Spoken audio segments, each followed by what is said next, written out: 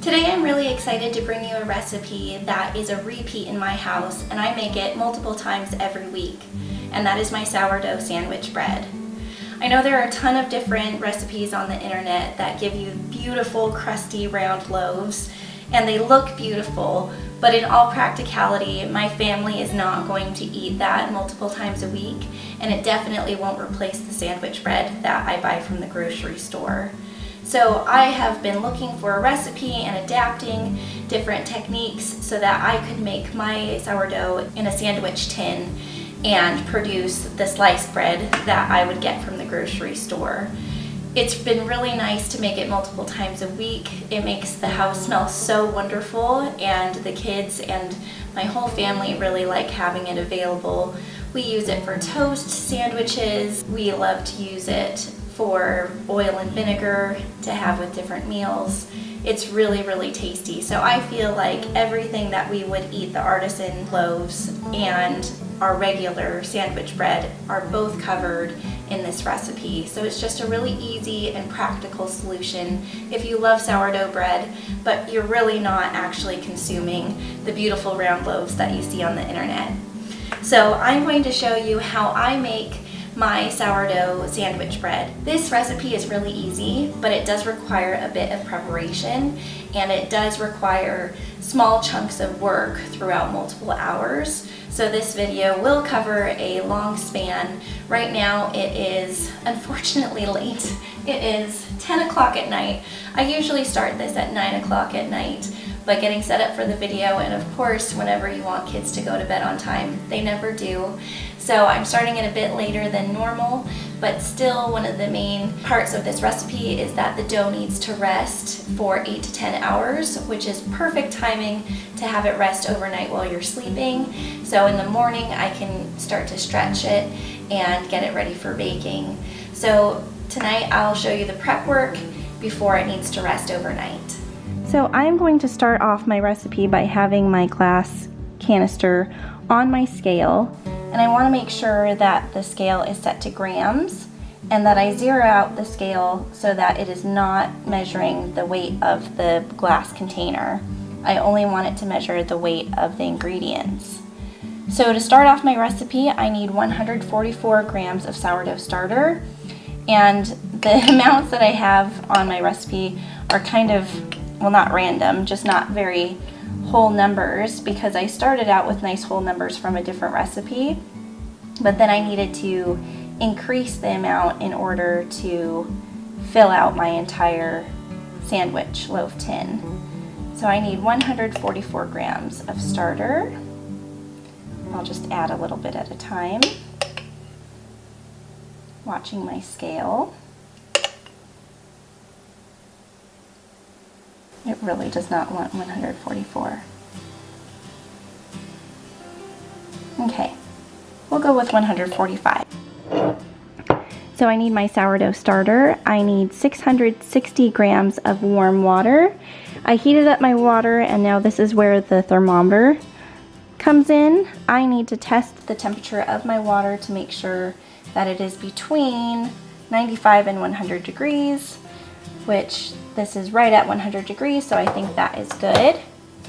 So 660 plus 145 is 805.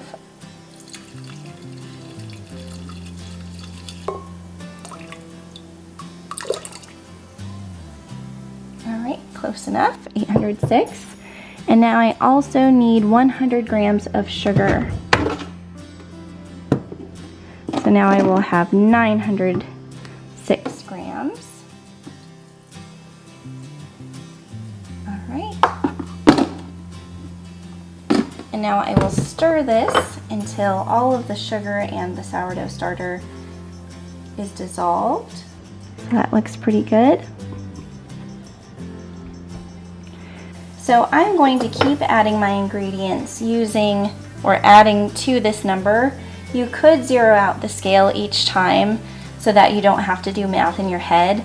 I'm going to keep this number increasing just so you can see the total weight of all of the ingredients once everything is added. So my next ingredient is 1,100 grams of bread flour, and so this is a lot. So I will just add scoop by scoop.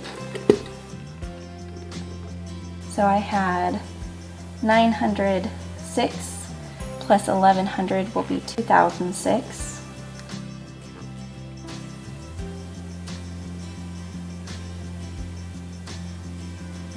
Alright. After my bread flour, I will add 33 grams of olive oil, and I have extra virgin olive oil here. And so 2006 plus 33 is 2039. A little bit too much. And I need 11 grams of honey. So I'll have 2052.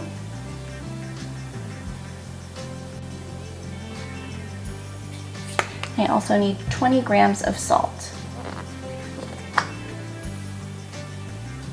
So 2072 should be my final weight. Alright, so I think close enough at 2073. Alright, so now I will mix this up. And I want all of the flour to be incorporated with the water. It will form a pretty thick, hard to stir, shaggy dough. So once I think I have done all that I can with mixing it, I will start mixing it by hand. So during this stage, it is really important to make sure that you don't leave any chunks of flour unincorporated, because that will make tough little spots in your bread. Now I can start mixing this with my hand, and I just scoop around to the bottom and fold it in, working to incorporate all of that flour. Now that I have my dough mixed up, I'm going to cover it with a clean, damp dish towel and let this rest for about 45 minutes before I do one stretch and fold before I get it ready for bed for the night. It has now been 45 minutes since I made the dough, so I am going to remove the lid and the towel and give this a nice stir with my hands. I'm going to scoop it around and stretch and fold it. I actually see a few bits of flour that I missed earlier, so I'm going to try to get those flour chunks out by squeezing it in my fingers. And I'm just scraping around the bottom of the bowl and then folding it over. So it's kind of stretching and folding the dough. Alright, so that looks pretty good. I am going to cover this back up with the towel and the lid. And then this is ready to sit for 8 to 10 hours and rise. It's morning, and by some miracle, I got as much sleep as my sourdough did. So it was resting for 8 hours overnight, and it is nice and bubbly. It has nearly doubled in size. So I'm going to go to the next step of stretching and folding it and rolling it into a log so it'll fit my sandwich loaf. So taking it out of here, I'm going to lightly coax it away from the sides of the glass, and I'm going to drop it onto this marble pastry board.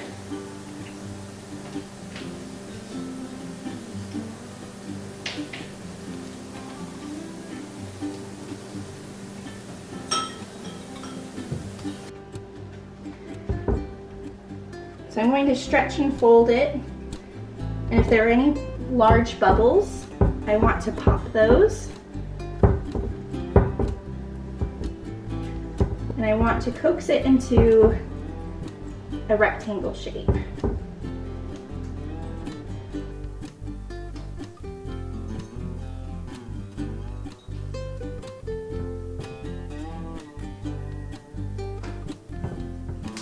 And now I want to roll it as well as I can into a log. And I'm going to let this rest for another 10 minutes before I put it in the pan. It's been about 10 minutes since I last worked the dough, and now I can get it ready to go in the pan. Before I put it in the pan, I need to either butter the inside surface or use cooking spray. I'm so excited to have my homemade butter. And so I'll use this to coat the inside of the pan. And when I do this, it's already a non-stick pan, but when I do this, after it's done baking, it just slips right out of the pan. And now I'm going to work the dough off of the pastry board. The nice part about this recipe is that you don't need to be perfect in how you form the dough because it is going to fill the entire volume of the pan. So you don't have to worry about making it perfectly round or perfectly into a log shape because it's just going to fill its container. So another thing that makes this really easy and practical. So I'll get this off of here.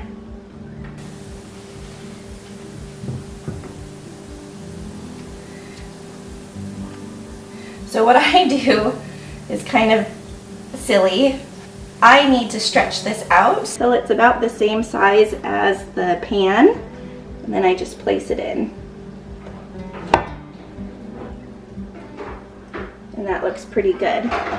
So again, the nice thing is it doesn't have to be perfect. So now I place the lid on. I will put this in a warm spot and it will rest for 2 more hours before it's ready to bake. About 15 minutes before my dough is ready, I'm going to preheat the oven to 375 degrees Fahrenheit so that it's ready to go once I hit that 2-hour mark. It has been 2 hours that the dough has been rising in the pan, so I'm going to grab it and put it in the oven.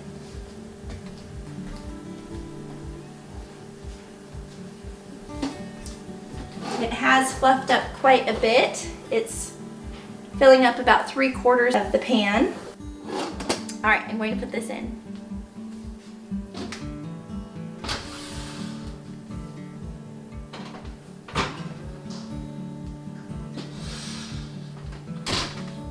Now that the dough is in the oven, I'm going to set the timer for 55 minutes.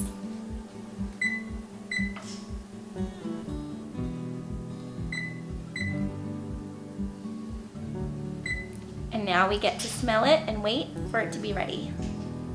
The bread has been in the oven for 30 minutes now, and this really is my favorite part of baking bread. Even more so than eating the bread, just having the smell fill the house all day is really the best part. We have about 25 minutes until the bread is ready, so for now I'll just enjoy the smell and wait to take it out and let it cool down. I'm so excited! The bread just finished. So I'm going to take it out and get it onto a cooling rack.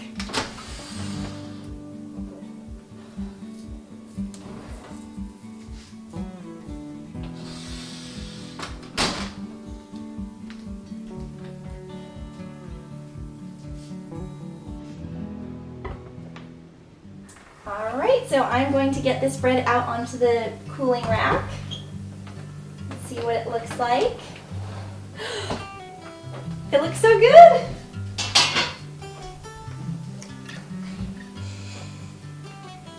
It baked beautifully. Girls, does it smell good? Yeah. Yeah. It smells really good. All right, so I'll get this out.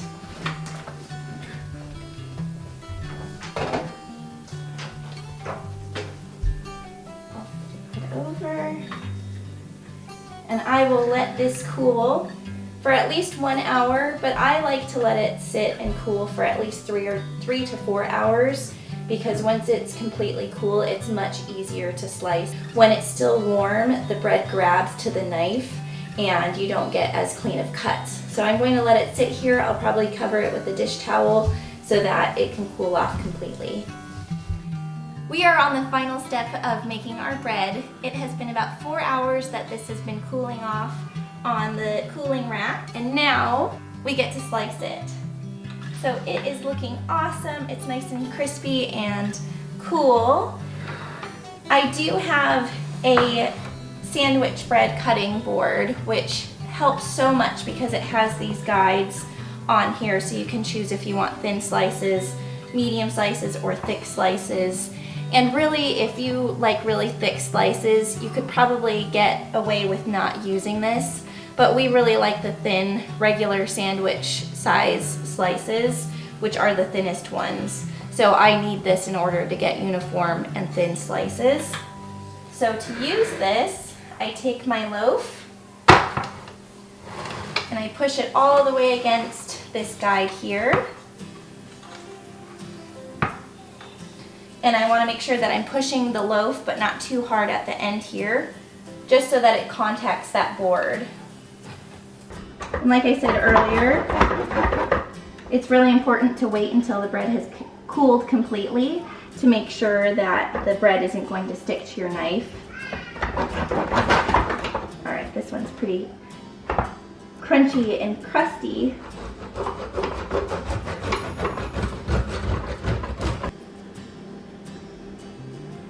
They look amazing. So there's that nice sandwich bread. Perfect for making sandwiches. And again, we use it for toast and everything else that we would use sandwich bread from the grocery store for, but it's that really, really yummy sourdough flavor. Another thing that I keep on hand are sandwich bags.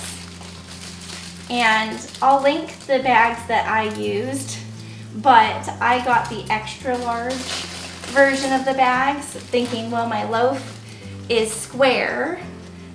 It's bigger, they're very big, but I really should have just gotten the regular large instead of the extra large, because these are quite big. So it fits, but it's just too big. So next time I order them, I'll get the large instead of the extra large. So as I complete the slices, I'll just put them in the bag and keep slicing the rest.